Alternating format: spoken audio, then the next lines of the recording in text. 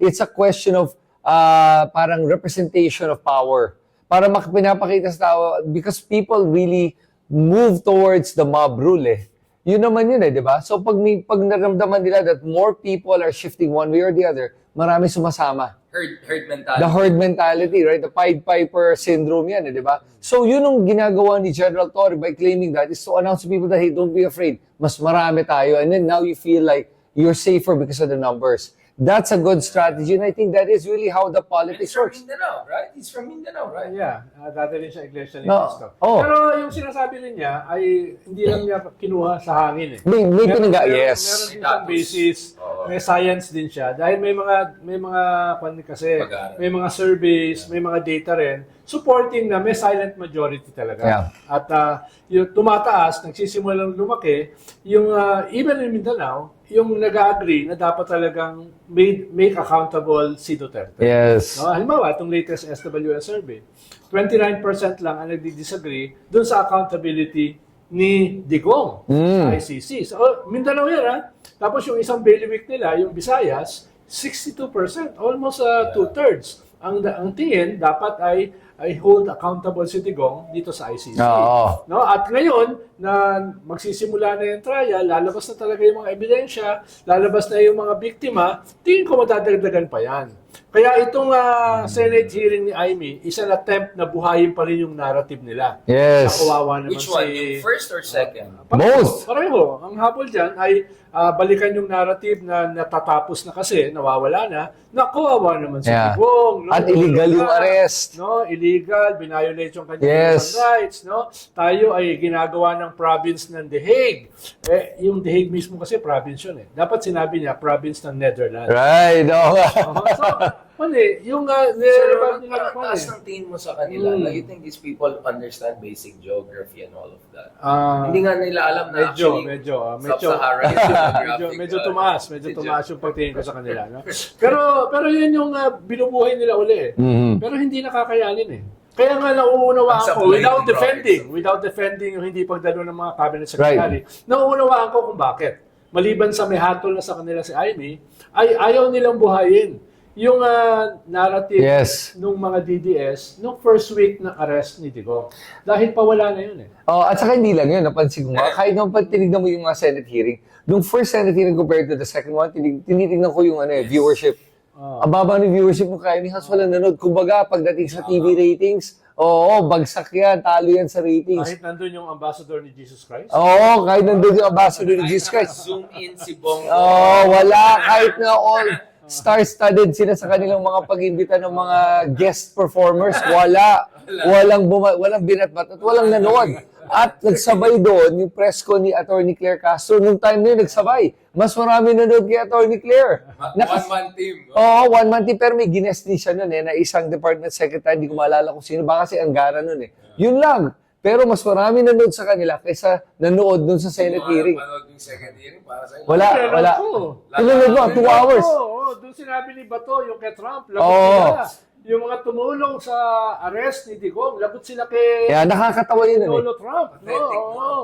It was, what? Tapos si Amy invoking yung kabataan. Yeah. Kailangan malaman ng kabataan ang tama at saka mali sa hearing niya. Doon malalaman sa hearing niya. No? Tapos Saka si Alan Peter, Ay, nako. pumunta hanggang Taiwan. No? Binanatan yung statement ni Browner. Bakit daw tayo nakikialam sa Taiwan? May one China policy tayo. So he totally missed the point. Sabay tayo naghahanda para i-rescue yung ating 250,000. Yes! Na nandoon. Sabi ko, baka bombayin yung Batanes and Cagayan and EDCA bases in the kung Philippines. saan-saan pumupunta yung yung Discussion. discussion. They're running out of... Pero yun yung binanggit ko kay Richard kahapon, di ba? Richard, na ang problema talaga when you have politicians na magaling magpaikot-ikot ng facts to create their truth, ay Narrative. that narrative, it actually confuses the masses. Na hindi lang, parang nagmimix yung sinasabi ni Alan Peter Cayetano, baka totoo yun. Hindi. Factually, there is a certain thing happening, pero he can create a truth that makes sense if hindi mo maintindihan yung nuances ng sinasabi niya. Yes, pero ang problema niya, para ma-confuse yung masses, kailangan manood yung masses. Hindi naman ngayon hindi nga. So they're Oo. hitting the wall, di ba? Yeah, right Sabi now. nga, mababa lang yung viewership. So, it was an epic fail. At this point, kaya nga, sana, at saka hindi lang yun. Di ba humingi sila ng supina para sa mga executive department? Oo. Hindi ginrant ni Cheese. Oo. Wala na. Oo. Walang supina. Dinidefine na sila, di ba? Oo. Din-dribble na ni Cheese eh. Sabi niya, kahit ako ay abogado, ay ipapasa ko sa aking legal department. Wala na yun. Sabihin ng executive Magaling talaga privilege. si Cheese At saka mag-survive, itong usapin ng subpoena. No? Magaling siya Ganyan. mag-survive. Dahil, tawa ko rin, yan yung classic na dribble, di ba? Although, nagtapon siya ng mga ilang mga crumbs. Sabi Ayan na niya, naman. I agree with them. Ayan It's, na naman tayo. hindi issue rito ang sub judice. No? Nag-agree siya. Ah. Para gusto rin niya ma-maintain yung kanyang hold Ayan na sa naman mga tayo. senador. No? Kaya, Oo. you can see Cheese a mile away. Eh. Ano yung Sir, kanyang mga Sir, wala tactics, tayo eh. na mo, meron Oo. ng AI, how it started, how it's going. Ito si Amy na muna. Namamangka sa dalawang ilog, tapos ngayon, namamangka sa lupa. Oh, yan.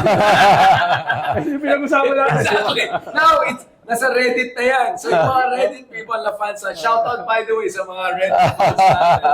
I'm listening to you.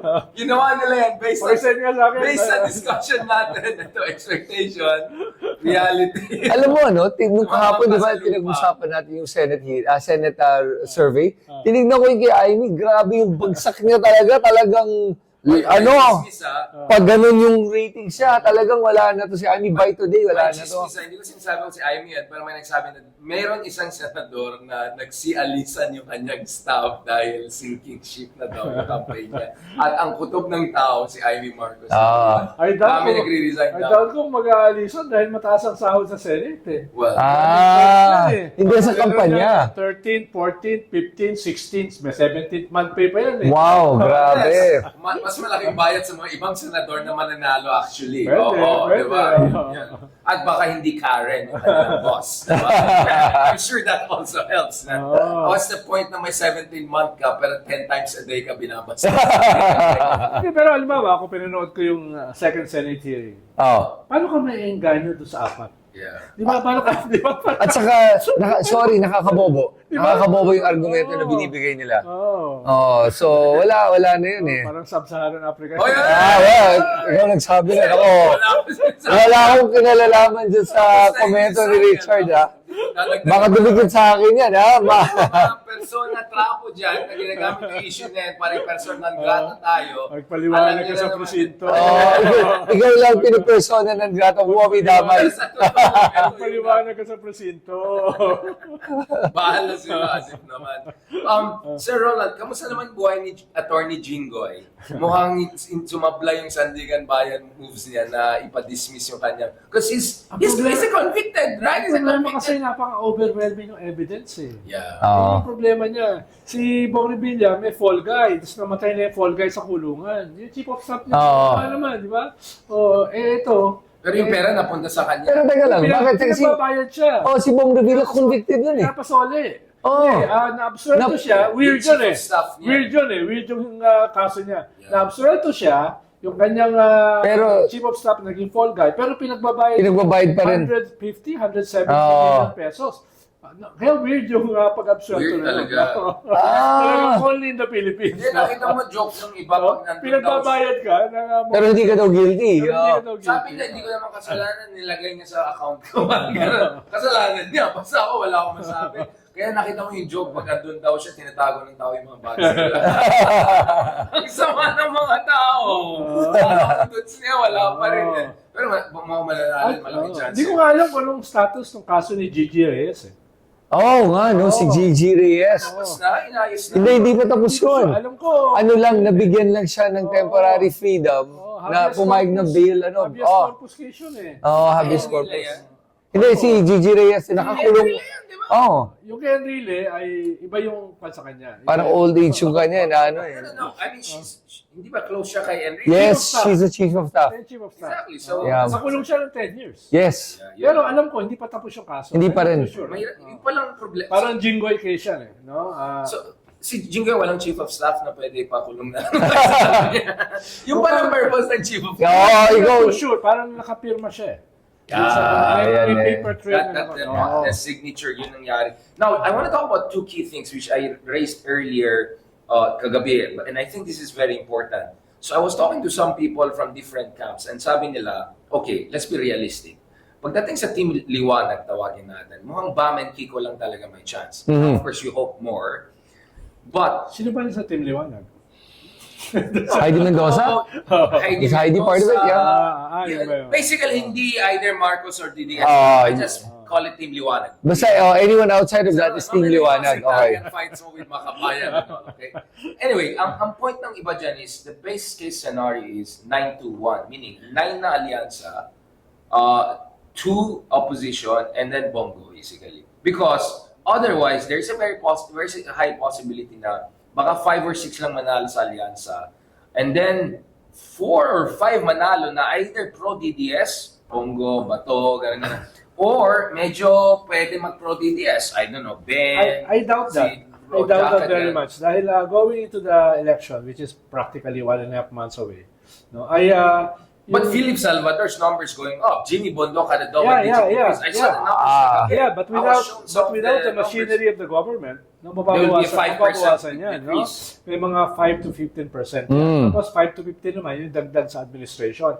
Mas ang strange dito, yung isang administration, tinanggal na si Amy. Yung isang administration ay yung pamilya nag-all out support na kay Duterte.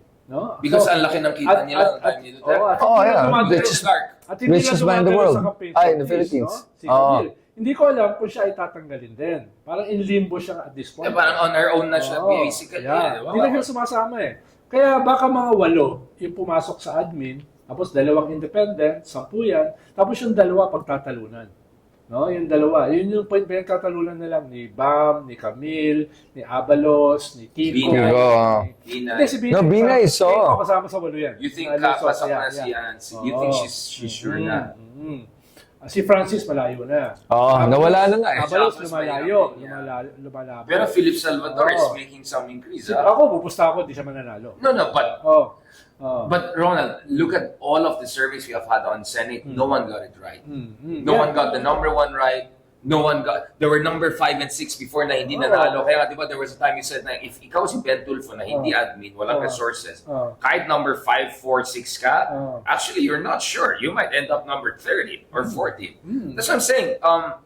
Okay, ganito na lang. For the sake of argument na lang, maybe we're looking at different numbers. Di ba nag-argue naman talaga tayo? Yeah, for the sake of argument, kasi baka hindi klaro, akala ng tao baka planted lang to. For the sake of argument, do you think it will make sense for yung mga supporters ni Bam and Kiko and Heidi Mendoza, since 12 yung option mo, to also support, I don't know, Pacquiao, Erwin, Tito Soto, some of these other people, to make sure na wala ng chance si Bato, na wala ng chance si Amy, na wala ng chance yung mga ibang medyo dodgy na pwede pa mag-Duterte, to make sure you have enough numbers and momentum in the next Well, contest. ngayong 1.5 months... Tactically speaking, does that make sense? Strategic voting? Ngayong 1.5 months to go, at ngayon nagsimula na yung local election, dyan na magdo-dominate yung special ops. No? Dahil dyan na gagana yung relasyon ng gobyerno during the midterm na napakahalaga nila dun sa mga local candidates, lalo na sa mga incumbent.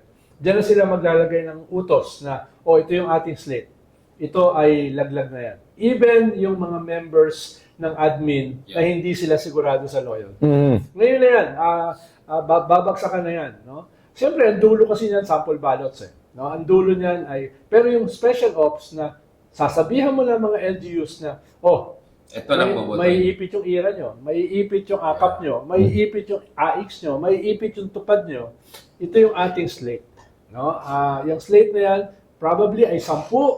Yung 2 sa 10 ay delikado. No? Sino yan? Sino yung Si Pacquiao kasi nasa bandang dulo ngayon eh. Di ba? So, si Abby Binay nandun din sa kasunod ni Pacquiao. Tapos may 2 ka na hindi sigurado. Yung 2 mo, medyo talo na yon. Si Francis at saka si Pacquiao. Wala na yun. Malayo na. May 2 ka na hindi na practically admin. Tapos may 2 kang independent na halos sigurado na. Si Willie Revillame at saka si Ben Tulfo. So, ang battle will be the last 2. Yun yung bakbakan. So, if ikaw, what do you think about yung strategic voting na just to make sure na, okay, In theory, Bongo even being top 5 could be quite a statement considering the disadvantages and all. Hindi siya So, magka-top, hindi siya na number 1. hindi siya mag-number 1. I like that. Bold ano na yan, a bold prediction. 10%. Yes. But even top 5, I've talked to some people from the other side, sabi nga, even top 5 would be parang kunyari a show of force by the Dutertes. So basically, if your team Liwanag, would you rather vote for Erwin and Tito Soto and I don't know, 3-4 others to make sure hindi top 5 si Bongo and at most only Bongo lang will make it from DDS? Do you think that strategic voting is masikmura ng mga kaibigan natin? Or dapat kayang sikmurahin? So, Because I know it's a difficult question. So, actually, interesting kasi habang Kasi umikot... 12 yung options mo eh. Yeah. Oo. Alam mo, habang umikot nga ako sa Mandaluyong kanina umaga, marami ako nakausap sa ating mga kababayan. At pansin ko nga, marami sa kanila, sinasabi nga, na boboto nga nila yung mga top 6 na kaalyansa. Na, pero, alam mo na ito kasama na si Kiko, kasama si Bob, pero iboboto nila, sisiguraduhin nga nila na mapasok yung mga alyansa. They specifically said that, mga kaiba kakamping na nagsabi Kasi nun. mag-impeach sila kay Sara. Kasi galit talaga sila sa mga Duterte at sa mga nagawa ng Duterte. Gusto talaga nila kumbaga statement yung gagawin nilang vote. Not necessarily because they like the candidates of the alyansa, but more because they dislike the PDP candidates so much, kailangan nila itong gawin. And that's actually smart that they do that. Sana mas marami gumawa. Kasi tinanong ko, makukompleto ba yung 12 mo sa Team Liwanag ni Richard? Hindi. Hindi mo makukompleto eh. Saka historically, ang boto talaga ng mga Pinoy 8. ay mga 6. Oh. Kalahati lang. Historically, ganun lang ang 80 binoboto maximum. nila. Hindi sila nagkukompleto ng 12. Yeah. Hindi ako magugulat na halimbawa yung mga pink ay pipili lamang ng 4. Para mas strengthen yung kanilang dalawa. Yes. May mga ganun, single vote. Narinig ko na yun. Dual vote lang. Pero wag sana. I hope they support. Dahil ang tingin nila, yung mga Team Liwanag ni Richard, sobrang layo, nasa margin of error, na baka masayang yung boto. No. But you reinforce this 6, 7, 8 of Alyansa para pasok pa rin si Bam and Kiko. Yes. And you make sure hindi pasok yung kabila, Team Kadiliman, whatever. Parang liwanag sa dilim, laban sa kasamaan. But honestly, Sir Ron, I've been saying about this, I think yung propensity to vote ng solid North, ng mga Ilocanos, and again, sorry for sounding regionalized, but I'm very simplifying it, generalizing it, and I'll get into trouble for that. And let's say NCR, there's a higher propensity na pro-admin at centrist ang boboto kay Bam and Kiko kaysa DDS and some folks in Mindanao. Is that correct? Yes, pero hindi ako magugulat na yung ibang mga kandidato are negotiating with the Iglesia ni Cristo and the Mindanao Bloc. Kurot-kurot No, lang. may mga ganun sila. Dahil ang feeling kasi ng iba, amin na yung amin na yung Luzon tsaka NCR No? Which is not the case. I would say the numbers are 18% in certain regions here. That's pathetic. That's Kaya yun ang calculation nila, which is a dangerous calculation. Dahil baka mawala pa sa iyo yung large chunks ng NCR at saka ng Luzon kung titignan nila na lumalaro ka doon sa mga Duterte. No? At saka sa mga Duterte. Bam Aquino was with Sherwin Gatchalian. Sherwin is known as one of the biggest backers of Sara, right? Tingnan mo yung mga Yes. What does that say? What could that mean? Well, in-endorse din ni Cheesy Bam. No? So, baka So he's playing all sides, balance out na Okay. yan. Because it's about addition. No? It's Yeah. about addition. Yeah. Ikaw lang naman ang subtraction sa kanila. Ako yung subtraction from one side that can give more from the other side, more than No, but seriously, you think that kurot-kurot will work? Let's get a little bit here, a little bit there, a little bit I here. doubt it. But I doubt it, exactly. Well, That's why ba't mo ako sinisisi. Gusto ko lang kontrahin yung sinasabi. Pero at the same time, maganda naman Lapit ang laway natin, nagkakontrahan pa tayo. Tingnan mo, yung ginagawa ni Bam ngayon, tahimik siya about the ICC issue. Si Kiko, tahimik din about it. And I don't know, is that really contradicting their position or their principles? O kaya that's just strategic at this point? Baka ang tingin nga nila, Huwag na nating antagonize. sa kanila naman boboto yung mga pink Oo, so hindi nila kailangan magsalita. But if you're solid North pro-admin na anti-DDS, may inspire ka ba to vote for Bam or Kiko knowing that they're a little bit like on this ICC and impeachment issue? Oh, pero tayo lang naman ang nakaka-notice nun eh. No, yung mga karaniwan naman, hindi na nanonotice. Kung sinong strategies nila? Sinong strategies nila mga to? Wala. That's my point. Like, Ako. we're doing this for free. We're giving you good advice. I have access to a lot of the surveys. Yeah. Baka ang calculation nila, yung karaniwan tao, hindi naman nanonotice yung ganong klaseng nuancing. Parang tayo nakaka-notice na, tahimik sila rito. Tahimik sila rito. No? Baka yun Pero lang. makalusot pa rin. Pero, yung campaign nila ay very generic eh. Oo. Yung campaign nila, wala But- The basics. wala controversial eh. Yeah, pero if you think about it, is it working? Kasi they are in the 13, 14 right now. Nandun sila sa linya. Ang sinasabi nila, kahit nalabas pa rin sila sa 12, kahit pa paano, may improvement by increments. Oo, Whether incremental. those increments will be enough going into May, is another thing. No? Yun yung Oh, so what advice would you give in this case? Do you think they should keep with the same strategy of incremental increases? Kasi yun na nga, one more month to go. Or go out with a bang. Like talagang knockout punch. Actually, Okay, there's yeah. one that Bam is higher than Kiko. And then one Kiko is higher than Bam. I saw But that. both are not in top 12 anymore. No, Kiko and Bam were never in the top 12. But they were in the 13. Hindi, nasa top 5 siya. Sino? Si Bam. That, Sa that, Publicus. yeah, that, exactly. Oh. Paborito ni... Yung, tingnan mo, yun na nga, pag makita ko yung mga ganun survey, that's what makes you doubt it. Sorry, my standards kasama. No. Pero yun na, tanong ko. Paborito mo yun. SWS. So, tingin mo ba dapat Bam and Kiko should go for the knockout punch and go all out, parang all or nothing to win it? You don't win by points, you win by knocking out the ano. Baka they're just tipping at Or the edge. should they do nga by points? So, ito, konti na lang. Sorry. Mananalo tayo. At least pag matalo, hindi yung, alam mo yung playing it safe just to win by points. Kaysa you go all out, pwede ikaw din yung ma-knockout. Ano tingin mo? Hindi, kaya hindi ako tumatakbo dahil suicide bomber ako. All out ka, pag gano'n. Tingin ko, kung ito yung posisyon, no? Kwento which side of history are you on, no? Yun yung sa akin eh, no? Halimbawa, usapin ito ng impunity eh. Hindi lang ito usapin ng crimes against humanity. You have to position yourself there. Ngayon, i-weaponize mo yan para madagdagan ka ng boto. No? Yun yung sinasabi ko. Kaya, makaiba yung aking calculation kesa sa calculation nila. Right. Calculation nila, baka may 1 million boss ang Iglesia ni Cristo. Baka may... Right. Na baka mawala. By doing this, baka mawala to. Ito, net loss versus net gain. Yeah. Ako It naman, makes sense. I would rather lose na Standing- Taking the right stand than playing safe and then losing also. Yeah, but- Even worse. Doon ako sa team Liwanag? Actually, Kaya hindi ako, Basta ako Team Trump. Gusto ko yung calculation ni Trump. Hindi ko pa rin maintindihan. Actually, hindi ko masabi kung mas magaling calculation ni Trump or yung calculation. Kumbaga, pwede ko ipaliwanag sa mga apo ko, pumusisyon ako dito sa ICC. Pumusisyon ako dito sa impeachment. Pumusisyon ako dito sa impunity. Kasi tignan mo. Pwede ko ipaliwanag, manalo o hindi. No? Kasi di ba, tignan mo si Bam nung ano pa lang, nung sa issue ng impeachment ni Sara, tahimik na.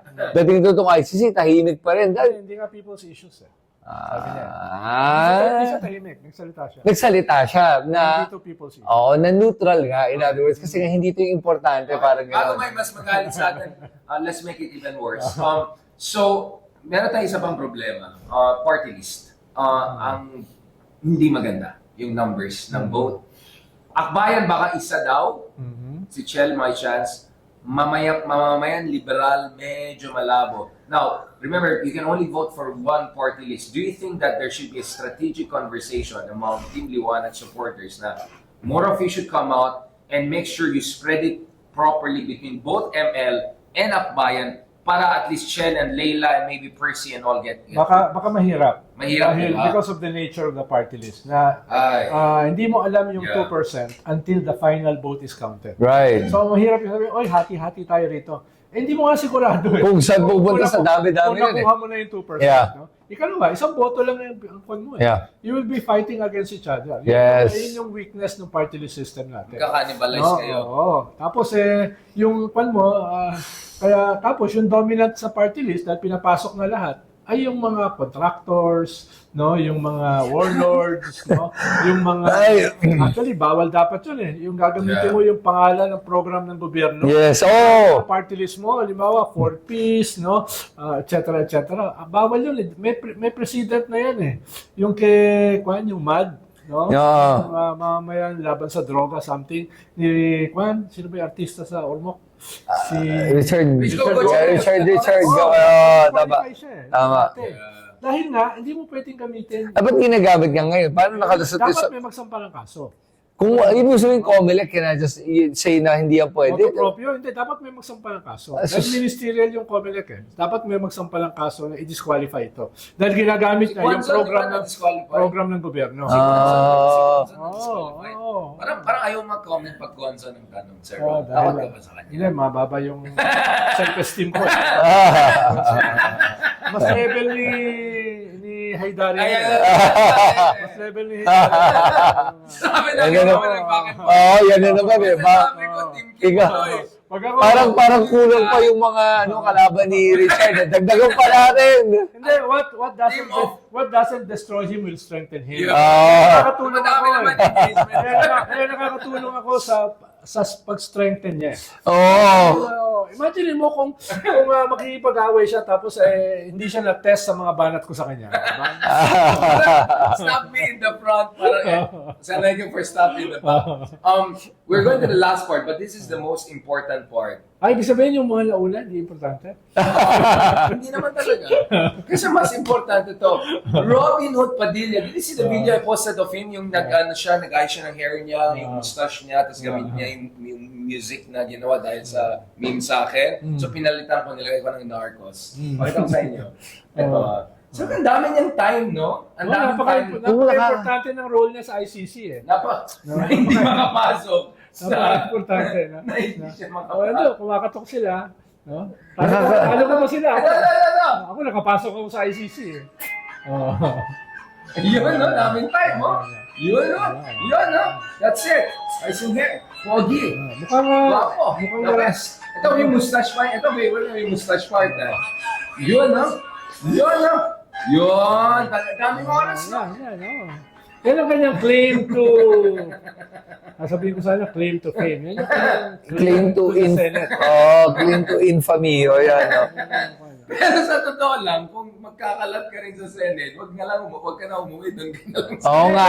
Napaka-compelling, napaka-defining, napaka-significant ng kanyang role doon eh. So you think if you were in the second hearing, he could have saved it? Oo. Pero ngayon kasi, international man of mystery siya. Yun. Dahil mysterious yung kanyang role. Walang may alam.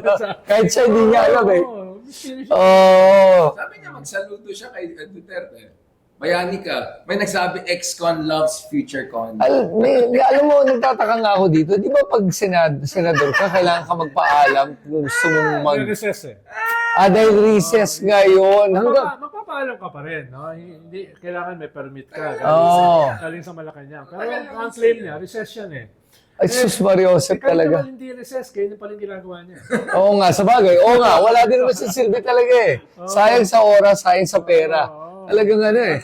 At least, hindi siya gumagamit ng glutathione ngayon. Ayun. Speaking of glutathione, ano man sabi natin kay Harry Roque na sinasabi niya Western colonizers ang Netherlands, sabay nag-apply siya ng asylum. Hindi, si Harry naman, talaga naman nag-enjoy siya being a contradiction. Hindi ko lang alam kung contradiction din si Mr. Supranational. Ayun. I think very smooth po smooth. Pero, ayun, calculation niya, dahil matagal yung process ng asylum, 43,000 kasi yung applicants eh. Oh my God, habang pila niya. Ang tingin niya, baka hindi siya paalisin habang siya ay applicant. No? Yun ang tingin niya. Yun ang tingin niya. Pero pag kinasuhan siya dito Baka. ng human trafficking o money laundering, extradite siya. Kailangan. At nire-reject yung kanyang asylum. Oo. Ayun yung, dahil very strong ang Netherlands sa human trafficking. Against human trafficking. Against human. Yeah, not human. Kaya yun yung kanyang magiging... Ikaw, no man's land, ang ano mo, from manhunt to hot pursuit to no man's land. Alam mo Parang contradiction in terms yun. yun, si Harry Roque naman kasi is, I call Harry Roque hypocritical Harry. The hippo. Harry the hypocrite. Harry the hippo, di ba? Hippo as in, Harry the hippo as in hypocrite. Baka sabi niya, body Hindi, wala. Magandang katawan. Sino-shorten ko lang yung hypocrite to hippo. po. Para lang maintindihan ng tao na si Harry talaga, malala yung mga binabanggit niya ngayon at yung mga Kasi isipin mo yun nga, no? Gusto niya ng asylum. Yet at the same time, yung sabi niya, sovereignty issue, mga ganon. Tapos hindi gumagana yung ating judicial Tapos system. pag nagsalita siya, parang presidential spokesman pa rin, we call on the government of Qatar. Pero ina-exepera na yun ng ng mga Duterte. Ayaw naman siya. Parang kumbaga siya yung tumatahol at aso na, tabi ka nga dyan, ang kulit na to eh. Habang panahon, sinasabi niya, siya lang ang pwede mag-represent kay Digong sa ICC. Tapos hindi. Siya lang ang accredited. Hindi pala siya kukunin. At ang nakakatawa pa dito, Medyo malungkot, di ba? pinagtatawanan pa siya ni Panelo. Yun ang nakakatawa. Let's talk Naawa about ko kay... Sino? Harry? Oo. Sino yan? Let's talk about Panelo. Kasi si Panelo is having his moment, right? But Yeah. si Aimee, binabanatan niya. Binanatan niya si Ivy. Binabanatan niya. Dati pa yun. Sila ni Baste. Yeah, but I like that. I mean, in fairness kay Panelo, he's playing his cards well now, no? Oo. Sabi na kay Aimee. Lokohin mo lelang mo. Lokohin mo lelong mo. No, ganun. Panalo siya sa akin. Okay na. Parang siya nandito. Dito sa mall namin. Talaga. Biro mo, nagmumukha siyang legal Baka nandyan luminary. na siya. Oo nga di ba? Kaya mga Raul Pangalangan, Ruben Carranza, Justice Ascuna, Justice Carpio, yung mga katapat niya, di ba? Oo, tapos siya, sa kabila, siya yung legal luminary. Oo. Diba? Hindi ko nga alam kung anong kaso hinawakan niya. Ayun. Or kung may nagpahawak ng kaso sa kanya. Ay, hindi, marami. Yung mga Ampatuan, Ayun lang. yung mga Mayor Sanchez. Medyo yung mga- scraping the bottom Oo, down dyan. marami. Yung wala ka ng choice. Ayun yung classic na ambulance chaser. Right. Pero yan ang problema pag dalang I'm sorry, I'm just saying pag tinignan mo kasi yung team ng mga Duterte, pag tinignan mo, yung mga tao around them talaga, medyo dull. They're not very sharp. I mean, let's admit Kasi it. we're lucky nga ng kalaban. Kaya- Yan ba ay understatement o overstatement? That's me being, being polite. Yan, being polite. Oo. Na, di ba sa totoo lang, di ba? Yun yung kaya nagmumukhang, para sa kanila, matalino na matalino na si Panelo, matalino na si Roque. Kasi nga, Pero doon ka bibilib kay Dicom eh. Kinuha yung dalawa, spokesperson. Di ba? Sinong presidente? No, ang Kasi wala na siyang ibang kukuha sa dalawang ganyan. Wala siyang spokesperson. Oo. Di ba? Dati may kinuha siya yung pastor. Si Amelia. Yun yung una niya Magaling eh. si Amelia. Pero hindi tumagal. Dahil nga... Hindi niya kaya. oo. Kaya kumuha siya ng Panelo at Harry Roque. Baka kasi nga, sila lang yung tatanggap kasi nga maganda yung bayad. Hindi, tsaka medyo pare-pareho sila. Totoo. Hindi sila nakakalayo. No? Totoo. Sige, I didn't see it as body shaming kasi si Panelo ay parang... Never mind. Last point, before we forget, ay may president pala tayo. Si Ikaw, since tinatag ka ng BBM vlogger, let's just be clear, hindi siya BBM vlogger. Makabayan siya, Team Philippines siya. Yeah. Oo, hindi katulad ng Team Philippines sila ba to? Pero itong totoong Team Philippines siya. Kala ko pa naman, mag-use ka rin kasama ng secret ni Kwan. Oo, no? Mag-show na kayo, Chris and Claire. Chris and Claire. Chris and Claire. Parang Dami and manood Marie, yan. Chris and Claire. Walang pag-asa yung hearing ni Aida, Chris and Claire. Di ba? Maganda, gwapo, mabait, maayos. No, but seriously, brother, I mean, you are a patriot, you love the country, you are running for council. Anong take mo sa ating presidente? What should he do in the coming months and all? Kasi parang feeling ko, ako base sa pagkalam ko, hindi pa rin nag-sink in sa kanya na, oh my God, I'm going towards my legacy years, pero survival mode pa rin ang ginagawa. Yeah. Basically, he's just surviving the past 3 years. Yeah. That's not the legacy you want to leave behind.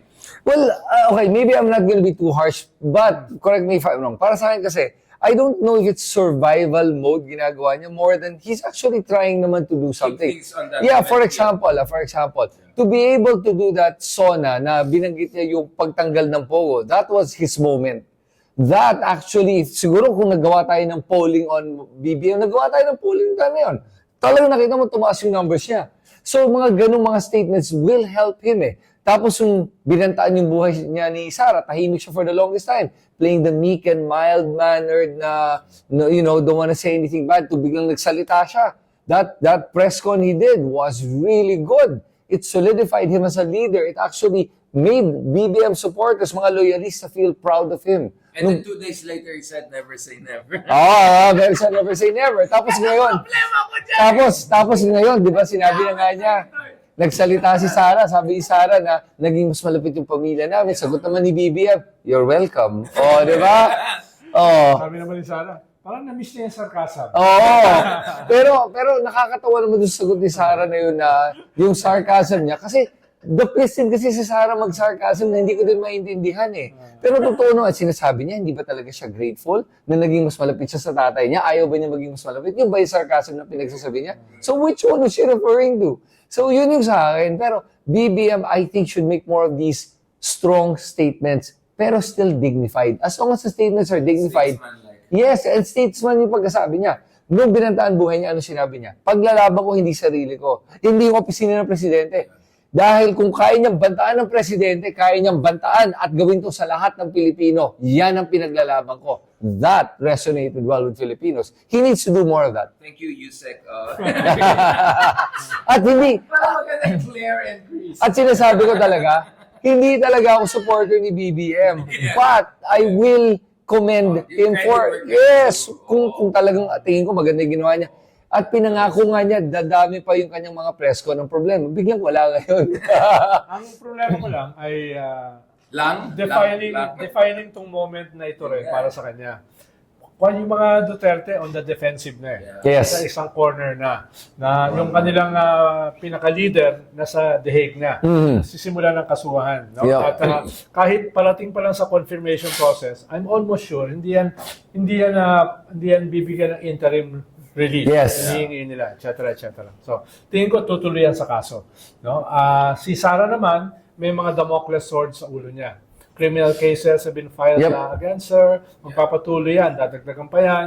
Merong impeachment na magsisimula na after the elections. No? Etc.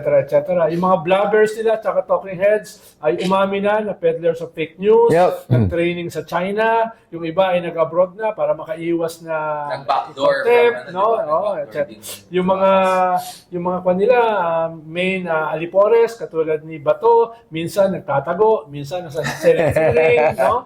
At nakaamba na rin sa kanya, isang Minsan possible nagluluto ng barbecue. arrest warrant, tapos sila Harry Roque, tsaka si Panelo, nag-aaway, no? Yung isa nagka-file ng asylum. So, nasa isang corner sila. Okay. Ito yung panahon na tama si Richard, dapat lumabas na siya sa survival mode, no? Legacy mode na siya. Ano ba yung pwede niyang gawin, no? Exactly. Halimbawa, record high yung involuntary starvation. 28%. Right. Mataas yun, ha? Ibig sabihin, 28% ng populasyon mo nakakaramdam ng hunger. Yeah. The highest self-rated poverty in 2.5 decades. So, 2.5 decades, no? 63%. Mataas yun, ha? Yes. Yung ganong klase na... tapos yung kanyang mga SONA promises, maliban sa Pogo, yung ipapakulong niya ang mga kartel. Mga hoarders. 2 SONA, sinabi nila. Pero yung isa, wala pa napapagawa. So, kailangan, yan ay mga low-hanging fruits na meron kang pwedeng gawin. No? Pwede mong paano, bumibili ka ng rice sa Myanmar na 34 pesos per kilo. No? Bumibili ka sa Vietnam na 38 pesos per kilo. Ibig sabihin, pwede mong babaan ng rice sa 35 per kilo. Nakikita pa rin yung mga hoarders, yung mga smugglers. No? So, ibig sabihin, these are things na pwede mong gawin. Hindi lang yung i-increase mo ng 200 pesos yung sahod ng mga sundalo. Yes. No? Dahil naglo-loyalty check ka. 2 taon nang naiwan sa Kongreso yung 200 peso wage increase, minimum wage increase ng manggagawa. No? Ano nangyari doon? No? Eventually, yung mga issues na yan lalabas yan. will haunt you. No? Kaya, at yan, hindi mo kinakailangan ng baguhin yung structures para yan ay magawa. Yeah, ang tingin ko dyan ay low-hanging fruit na meron kang pwedeng gawa kahapon. No? Yun lang yun sinusuportahan ko na kailangan pumunta ka na dyan. No? Legacy, yes. Hindi na to usapin ng propaganda lang. Usapin na ito ng